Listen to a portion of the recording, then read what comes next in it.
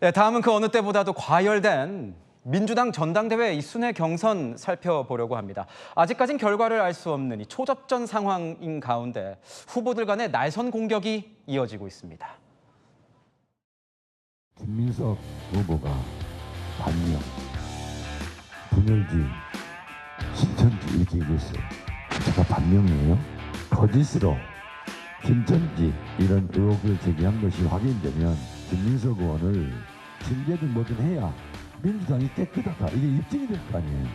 국정의 행을 끌어가고 밀어주고 대통령과 호흡을 맞춰야 할 바로 그 집권당 자체의 명청대전이라고 불려지는 그러한 갈등이 있었기 때문에 당장 한 달만 더 계속됩니다. 대통령은 흔들리고 이 나라의 명운이 흔들릴 수 있기 때문에 송영길이가 나왔기 때문에 이 민주당의 전당대회가 그래도 중심을 잡고 균형을 잡을 수 있게 됐다. 맨날 서로 간에 비난하는데 그나마 정책과 비전을 제시하고 있는 사람이 송영길 아닙니까? 네, 제 옆에 서영주 소장 그리고 김병민 전 부시장 나와 있습니다. 어서 오십시오. 네, 안녕하세요. 바로 여쭤볼게요. 김민석, 정청래 두 후보 간 격차가 1%도 안 됩니다. 0.99%포인트 차인데 이것 단도직입적으로 누가 이길 것 같으세요? 표면적으로는 정청래 후보가 한 1211표를 앞서는 걸로 최종적으로 나왔죠. 충청, 그다음 불경. 네. 표면적으로는 정청래 후보가 이기고 있고. 다만 이제 속사를 들여다보면은 김민석 후보가 신승을 한 게 아니냐는 평가들이 많습니다. 신승을 했다? 네. 첫 관문에서 충청 같은 경우는 정청래 후보의 고향이기도 하고 지난 전당대회에서 아마 6대4 정도로 박찬대 후보를 앞섰던, 말하자면 본인의 지지 기반이 확고했던 곳입니다. 아, 과거엔 그런 결과가 있었고. 그렇습니다. 그럼에도 불구하고 이번에는 본인의 고향에서 김민석 후보에게 졌죠. 김민석 후보조차도 본인이 0.44%포인트를 이긴 거에 대해서 내가 이겼어? 할 정도였기 때문에 사실 충청을 잃었다는 것들이 첫 단추가 흔들렸다는 것이고, 불경에서도 큰 격차를 벌이지 못했어요. 사실상 울산도 패배를 했고 부산과 경남만 조금 체면 처리를 하긴 했으나 전체 합을 봤을 때는 1%포인트 조금 정청래 후보 캠프에서는 당혹스러운 결과였을 것이다. 당혹스러운 결과였을 것이다. 그래서 첫 어떤 추세선은 김민석 후보가 잘 잡고 들어간 게 아니냐. 거기에다가 선언투표제를 고려했을 때는 송영길 후보표가 10%포인트가 있습니다. 송영길 후보 지지층의 2순위 표심이 이제 승부를 또 가릴 수가 그렇습니다. 그렇기 때문에 사실상 정청래 후보가 이거 참 이번 선거는 어렵게 시작하는구나 라고 할 거다. 아하, 그렇군요. 자, 저는 이것도 좀 궁금하더라고요. 네. 민주당 전당대회가 어느 때보다도 치열해요. 근데 민주당에선 치열하지 않은 거래요. 제가 우상호 지사 라디오에서 나온 거 보니까 이 정도는 뭐 아무것도 아닙니다. 이 정도로 뭐 라디오에서 얘기도 하시던데. 정청래, 김민석 후보가 서로를 윤리위에 제소하겠다고 이렇게 얘기도 하던데 오늘은 정청래 후보가 이런 얘기를 해요. 계속 이걸 공격하더라고요. 김민석 후보의 탈당 이력을 맹공을 퍼붓고 있던데 이거 김민석 후보 표심에 좀 영향 미칠 거라고 보십니까?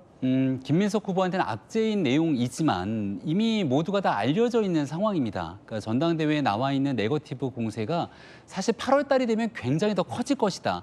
애당초에 김민석 후보 측에서 신천지 공방으로 네거티브 공세를 펼쳤지만 표심에 큰 영향이 없다고 판단됐는지 그 뒤에는 신천지 공방이 이루어지지 않고 있죠. 김민석 후보의 과거의 탈당 전력이라든지 노무현 전 대통령과의 이 악연이라든지 이런 관계들에 대해서는 지지자들을 대상으로는 정청래 후보가 얼마든지 캠페인을 펼칠 수 있는 요소지만 그게 전당대회 판을 흔들 정도로 영향을 미칠 거라고 보지는 않습니다. 이미 다 선반영돼 있는 상황이 아닐까 판단합니다. 이미 선반영돼 있는 상황이다. 최고위원 선거 한번 볼까요? 네. 지금 보면 최민희 후보가 어떻게 이렇게 표현해도 될까요? 압도적이라고 좀 봐도 되나요? 지금 초반 상황에서는? 일단은 이제 상위 그룹에 속해 있죠. 그렇죠. 지금 근데 이렇게 보면은 성향으로 분석해 보면 친명 3명, 친청 2명이 당선권에 들 것 같은데 네. 소장님도 그렇게 보십니까? 최고위원 같은 경우는 사실상 이번 선거가 친명, 친청 이게 언론에서 너무 자연스럽게 얘기하지 않습니까? 네. 그러면 친명이 아니면 친청이잖아요. 친청은 친명이 아닌다는 것이고 결국에는 친명이 아닌 측의 세력들은 대통령에게 반대편에 있다라고 봤을 때 그러면 왜 우리 민주당의 당원들이 대통령에게 반기를 드는 쪽에 표를 줘야 돼? 이해는 안 되죠. 하지만 분명히 당이라는 건 다양성을 갖고 있기 때문에 의견들이 있을 것이고 최민희 의원이 저는 이제 선두그룹에 이제 포진된 부분들은 사실 정청래 대표나 김민석 후보는 당대표는 한 명이기 때문에 네. 당원들의 선택의 폭이 1인 1표입니다.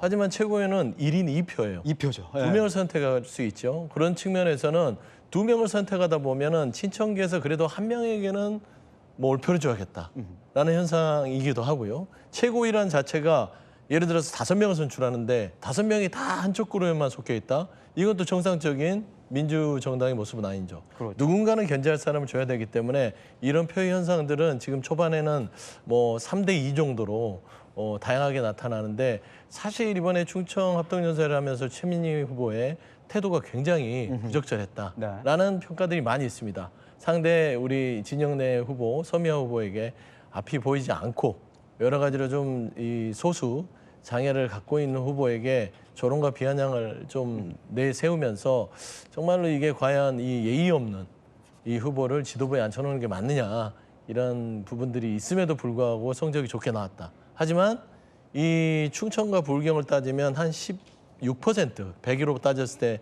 당원들의 투표가 이루어졌거든요. 네. 호남이 33, 수도권이 40입니다. 75%의 당원들이 있기 때문에 저는 최고위 순위는 지금 뭐 크게 관여할 바는 아니 우리가 여기에서 확정 지을 이유는 없다. 예, 그렇게 좀 보고 있습니다. 그렇다면은 16% 정도였다. 관심이 가는 게 호남이에요. 권리당원 30% 이상이 집중됐다고 보는데 사실상 실제 투표율까지 보면 너무 적극적으로 하니까 거기에 대한 영향력은 한 50% 이상이 될 거다. 이렇게 얘기도 하는데 이 승부처 호남 민심은 지금 어디에 쏠려 있는 거예요?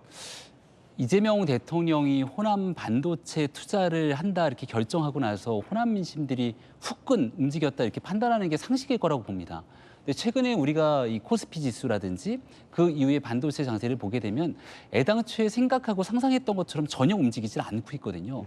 그래서 대통령이 얘기하고 장담했던 투자에 대한 그 심리가 어느 쪽으로 움직일지 여부들에 따라서 호남 민심들도 충분히 영향을 미칠 거라 생각합니다. 그런 측면에서는 김민석 전 총리 입장에서 애당초 가지고 있던 기대감만큼 안 나올 가능성도 상당히 있다 이렇게 판단하고요. 아직 이 최종적인 전당대회 레이스까지 시간이 꽤 남아 있습니다. 네. 그래서 당대표 선거뿐 아니라 최고위원 선거도 최종적인 득표율을 지금 현재 나오고 있는 득표율을 보게 되면 매우 근소한 차이로 나와 있거든요. 네. 남은 한 보름 정도의 시간 동안 얼마든지 출렁일 수 있고 또 그때 맞춤형으로 나오게 되는 특히 이재명 정부의 부동산 정책이나 앞으로의 증시 상황 등에 따라서 지지자들의 마음들도 충분히 움직일 가능성이 남아 있다고 봅니다. 딱 30초만. 네. 어떻게 보십니까? 호남 민심 좀 누구한테 쏠려 있습니까? 호남 민심은 대통령을 지켜야 된다라는 그런 그 좀 열기가 뜨겁다. 둘 다 지키겠다고 하잖아요. 저는 이제 셋다 후보들. 제가 이제 예측건대는 5, 3위 정도 나올 것 같아요. 5, 3위가 누굽니까? 김민석 후보가 5, 네. 정청래 후보가 3, 송영길 후보가 2. 네. 그래서 저는 김민석 후보가 아마 호남에서 과반을 하지 않을까 그런 조심스러운 예측을 해봅니다. 이건 당연히 아시겠지만 우리 서 소장님의 개인적인 의견, 예측으로 짚고 넘어가겠습니다. 자, 지금까지 우리 서영주 소장님 그리고 김병민 부시장님과 함께 이야기 나눠봤습니다. 고맙습니다.